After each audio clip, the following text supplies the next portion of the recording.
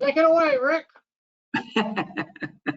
Well, good afternoon, everyone. Thanks for joining us again for another edition of our monthly meetings with Alan Gassman, sponsored by Kettering Health Foundation. Kettering Health is located here in Kettering, Ohio. We're a system that has about a 13-county catchment area, and we elevate the well-being of others in the communities we serve through healthcare and education. We also extend ourselves out to our professional advisors in the community through engagements like this. So as part of the education that the foundation helps do is to partner with good folk like Alan to give you the best commentary, advice in your fields, especially on things like we're going to talk about today, which are going to impact us in the next 3 to 4 weeks.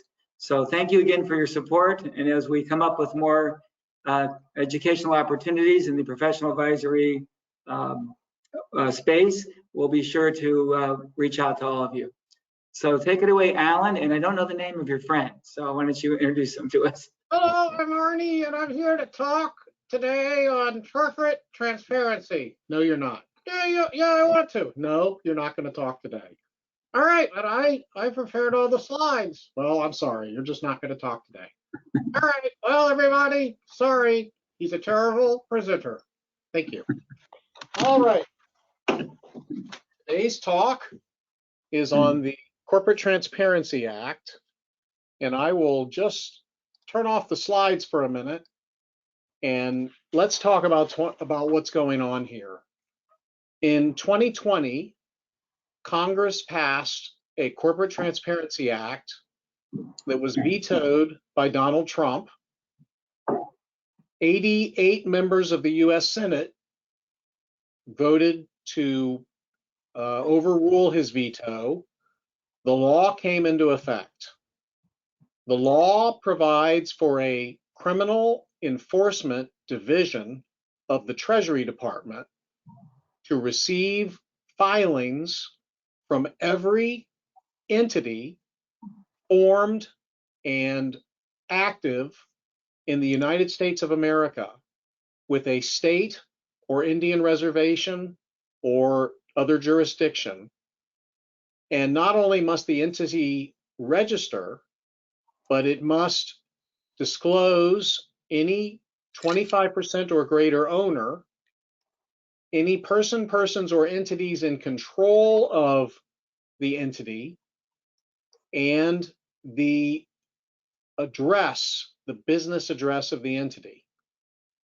Well, you are correct. Many entities don't have an actual business location address, but they will have to determine one. In addition, for each of the individuals who have direct or indirect ownership of more than 25% or a controlling situation, their disclosure will include their personal address and a copy, probably front and back, of their driver's license and or their US passport and or another state identification card. So you may say that sounds simple, no problem. But what do you do in a situation where someone has formed, say, a dynasty trust? The dynasty trust owns 26% of an LLC. The LLC owns 50% of another LLC. The trustee of the dynasty trust is your sister-in-law. She is technically in control of the stock. The trust protector of the dynasty trust is your Uncle Joe. He doesn't even know he's a trust protector. And you have until January 1st, 2025, that's about 380, about 400 days from now, to get everyone's driver's license, everyone's personal address, and register that company. That's going to be a lot of clerical work and a lot of reminder calls, and to ask senior citizens to provide copies of a driver's license. They don't know how to do that. They don't know how to use their camera and forward the photo. You also need a copy of the articles of organization of the entity or articles of incorporation. Some states may not be able to come up with those for some period of time. And you have, according to the Treasury Department, approximately 32 million people that will need to go onto the portal that has not yet been opened and not yet been explained and make this registration. Now, if you are an individual, by the way, I'm sorry the dummy's hand is there. It's actually bothering me if it's not bothering you. Put him down. No, put me down. You put me down all the time. Okay. So, no, help. So, I'm a trustee on perhaps 10 trusts that own perhaps 50 LLCs. So does my name, my personal address, my driver's license have to be associated with all 50 of those filings? Fortunately, there's a shortcut. I can have the equivalent of my own individual filing. So there will be, I would call it an Alan Gassman page on the Treasury Department website. And on that page would be private to me, my personal address, my driver's license, and whatever other information they're going to require. They will assign me a number. So my Corporate Transparency Act number might be 99445. So now all those 50 companies are going to say, who's in control? Alan Gassman 99445. Now, here's the other brutal part about this law. Let's say Marcia kicks me out and I go live in a condominium for a few months till I learn how to close the cabinets. Well, within 30 days of moving out, I have to inform the Treasury Department that I moved. So if I'm personally on 50 entities are supposed to figure out that I moved and report that. On the other hand, if those 50 entities just have my name and my separate filing number, then that will be solely my responsibility. The penalty for not complying with this law is only $500 a day, and the cap on that does not exist. So if you're late by a year, Alexa, what's 365 times $500? 365 times 500 US dollars is 182,500 US dollars. 182,500. Alexa off. Only $182,000 a year for failure to file this negligently. So it's a big deal. Now, there are exemptions for SEC registered companies, for SEC registered investment advisors, for SEC registered CPA firms, but not any other CPA firms, for inactive companies that have had no activity and have no assets and were formed before a certain date in 2020. And then they call it the large employer exception.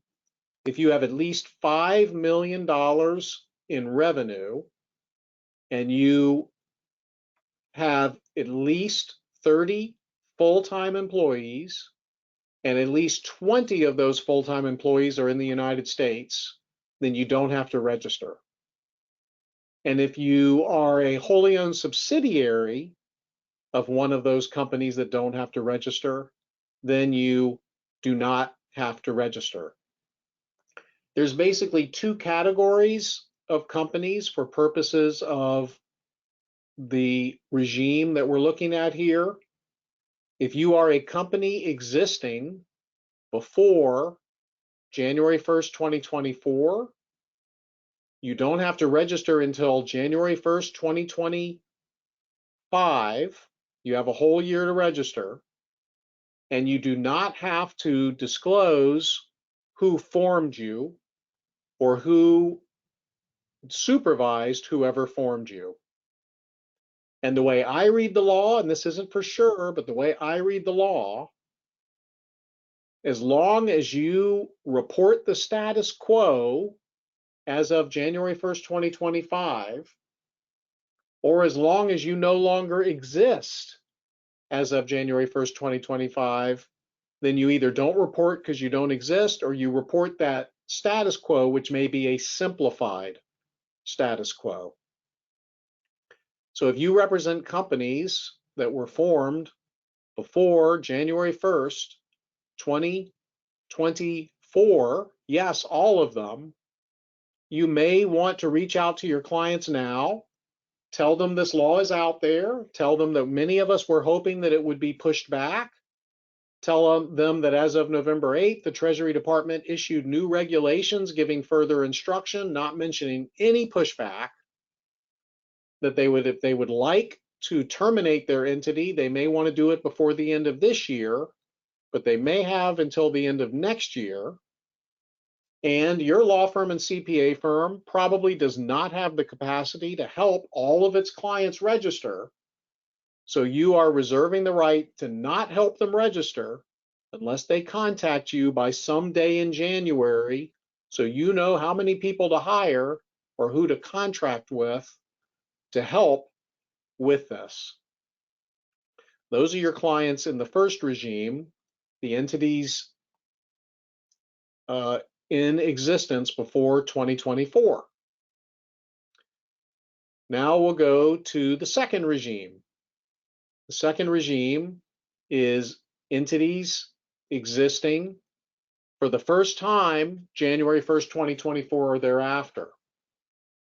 They have the same rules with two notable exceptions. The first notable exception is that they have to report the clerical person who formed them with the Secretary of State and their personal address and a copy of their driver's license, please, and whoever supervised them. So Rick calls me, he wants a new LLC for his raccoon farm. I tell my partner Brandon, Rick needs an LLC and I want to help you draft the operating agreement for the raccoon farm. Brandon tells Wynette, you need to form this LLC on the Secretary of State of Ohio. Wynette's training a new person, Jane. Jane actually does it with Jeanette, sitting there at Wynette's computer. You got 4 registrations there. Once you file those 4 people, though, that you don't have to determine whether they moved or changed their driver's license. So that is the big picture on this act. And now let's talk about something practical. By the way, thanks to Marty Shinkman for providing me with his slides. I then updated them. And if there's any errors or any inconsistencies, I'm sure they're my fault, not Marty's fault. We're even spoiling you with a table of contents. And we've got a glossary of terms and all sorts of neat things. But I want to talk about confidentiality now. We've got about 16 minutes, which for many of you is, I know, 3/4 of a billable hour or half a billable hour. So the next question is, clients are going to say, well, what happens with this information? Is the whole world going to know all this information? The answer is hopefully not, because the Treasury Department is not even able to look at the information before going through certain procedures. So the FBI and the CIA, the IRS, the Treasury Department itself, they're not going to be able to look at this information until somebody is a suspect, until there can be a court order or proper procedures. But what will not be subject to these rules yet are irrevocable trusts and revocable trusts, which are not required to be filed with state or territory officials in order to be formed. So that's almost every trust. I don't think we represent any Delaware statutory trusts. With a Delaware statutory trust, you are filing in Delaware to exist. So some clients are going to want to move from having LLCs to having irrevocable trusts, because an irrevocable trust does provide limited liability like an LLC. It does not have to file a tax return if the grantor of the trust has the right to exchange trust assets for assets of equal value. And if it's an irrevocable trust, according to the Uniform Trust Code, which most states have adopted, and the law of most states, the beneficiary of an irrevocable trust is not responsible for the liabilities of that trust.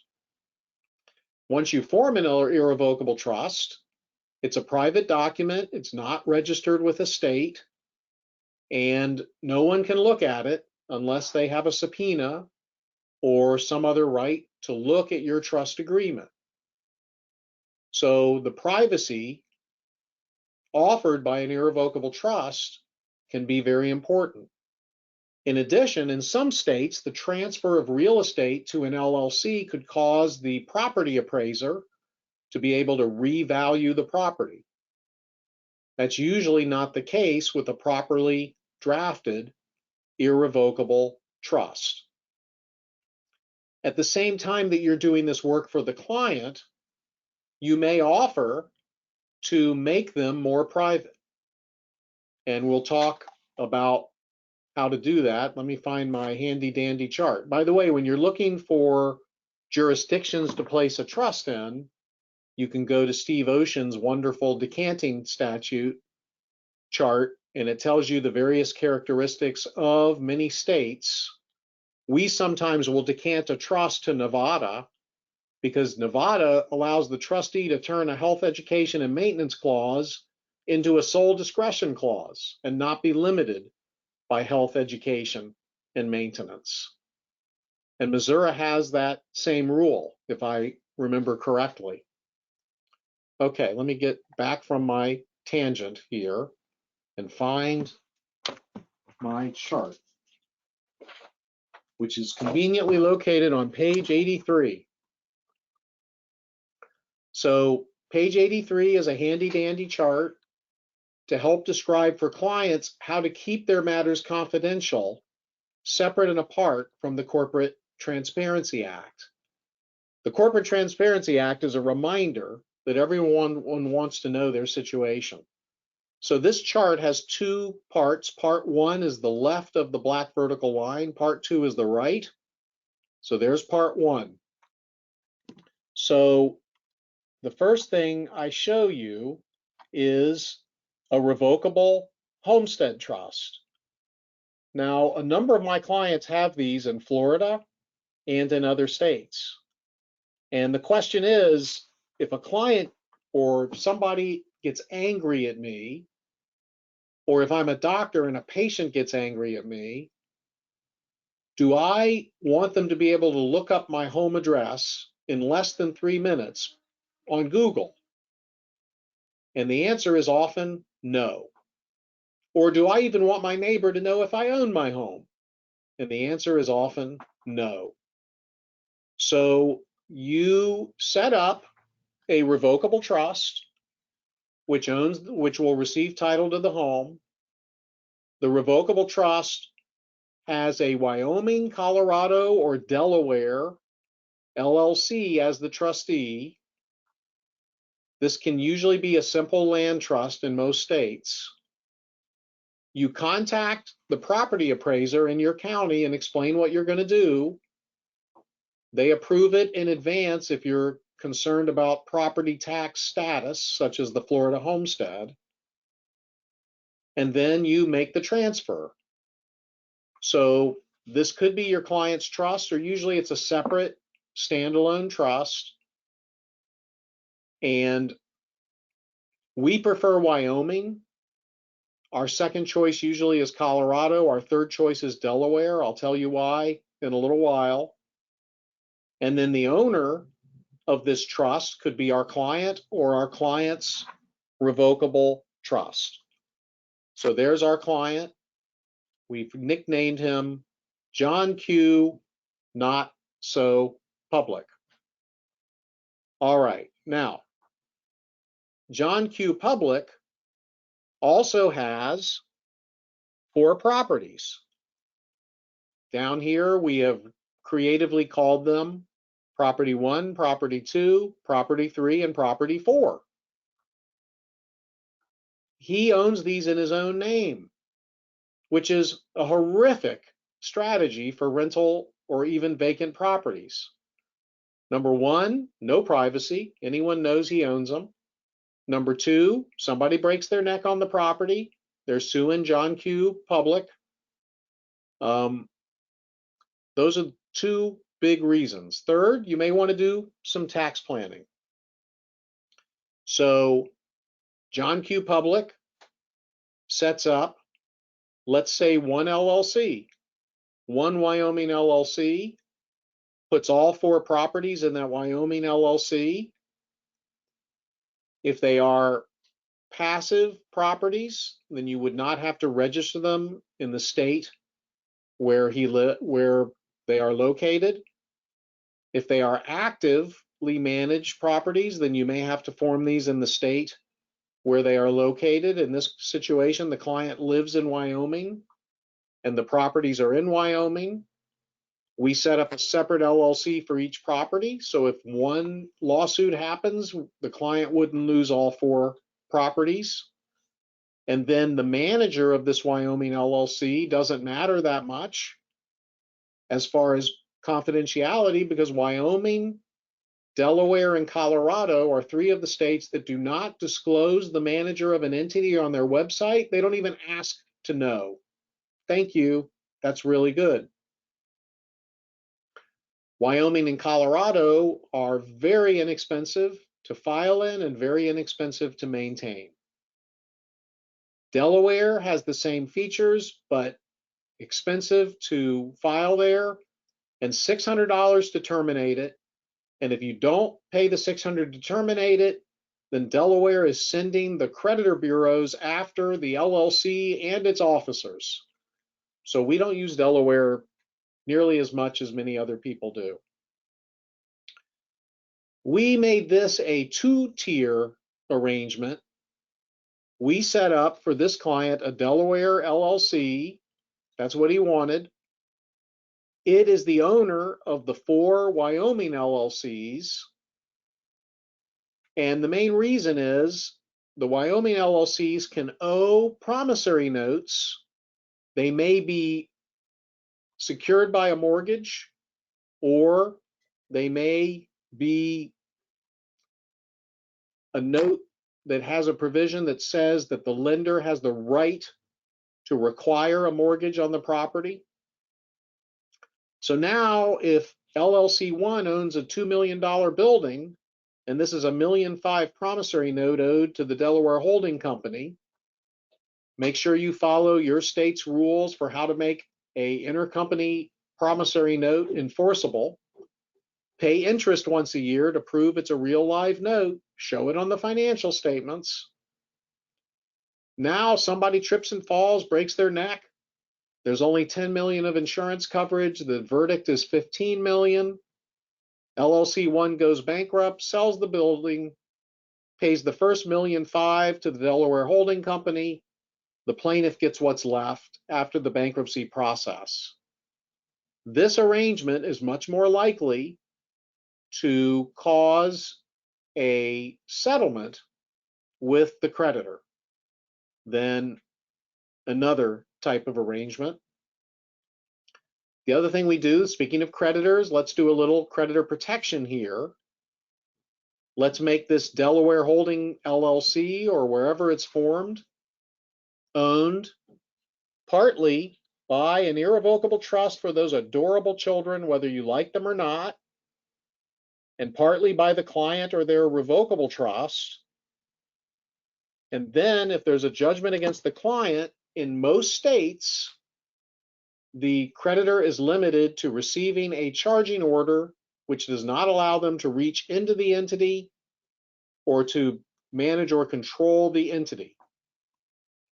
And if you live in a state like Colorado or California that does not have charging order protection, you could form the LLC in a state like Wyoming or Delaware or Florida that does have that protection, and you can argue that the law of the state where the entity is formed should be controlling, and you have support for that by the Supreme Court of Iowa, one of the 51 best Supreme Courts in the United States, in the General Electric Financing versus Rattereth case.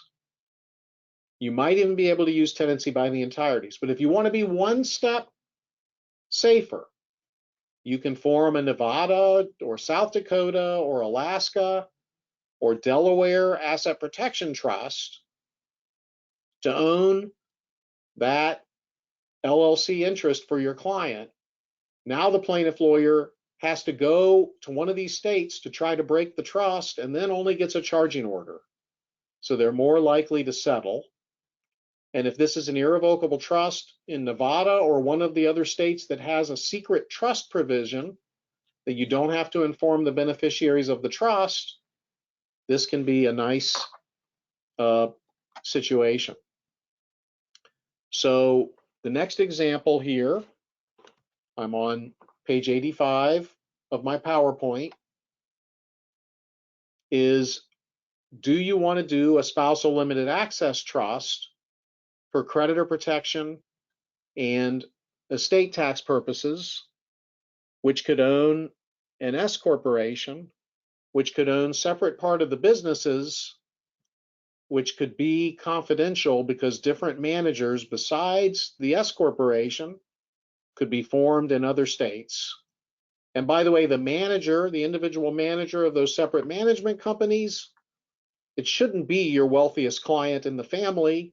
It should be the least wealthy client in the family, and they should be doing the day-to-day stuff relating to these properties, especially anything concerning management. Finally, on the right-hand side, I have an irrevocable trust. Florida has a cap on annual appraiser increases for non-homestead property of 10,000 a year, of 10% a year. You can form an irrevocable trust that, in my opinion, and the opinion of at least one property appraiser lawyer, is that that would not trigger loss of the 10% cap the way an LLC would if it goes into an irrevocable trust.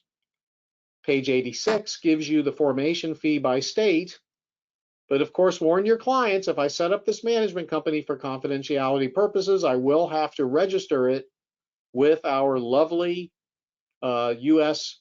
Treasury Department, and I did not mean that the U.S. Treasury Department is not lovely. They are hardworking, well-meaning, underpaid civil servants. I won't go off on a tangent on that.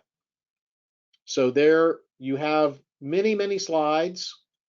I welcome your questions, comments, and suggestions on this presentation.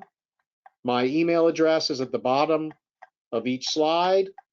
And thank you very much for your support of the hospital system or whatever charity or charities you may choose. Rick, thanks for listening in. I hope you had a nice nap. Very good content. No, thank you very much, Alan. Appreciate this topic, and want to wish everybody out there happy holiday season. Stay happy, healthy, and we'll look forward to seeing you on future sessions in the new year. Super. Thanks Great. again. Have a great day. Take care.